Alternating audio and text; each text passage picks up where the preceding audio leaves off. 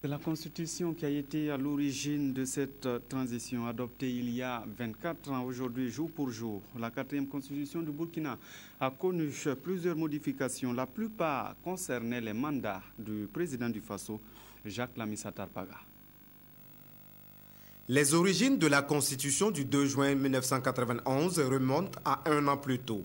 En 1990, le Front populaire, lors de son congrès, s'engage à approfondir la démocratie en constitutionnalisant le pouvoir. Ce processus constitutionnel s'inscrit aussi et surtout dans le grand vent de démocratisation qui soufflait sur l'Afrique. Une commission constitutionnelle de 104 membres est mise en place. 6 mois plus tard, la Constitution est née. Le 2 juin, le projet de Constitution est soumis au référendum. Il est adopté à la majorité de 93% des voix. C'est le début de la 4e République. Adoptée il y a 24 ans, la Constitution du 2 juin aura gagné en longévité parmi les 4 constitutions que le Burkina Faso a connues. Mais ces 24 ans n'ont pas été paisibles pour elle. La loi fondamentale a fait l'objet d'assauts révisionnels répétés. Déjà en 1997, le texte est débarrassé de tout ce qui pouvait faire penser à la révolution. Par exemple, l'Assemblée des députés du peuple devient Assemblée nationale tout simplement.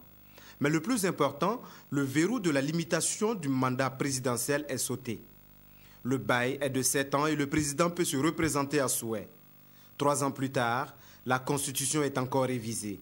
Le mandat du président passe de 7 à 5 ans et il est limité à 2.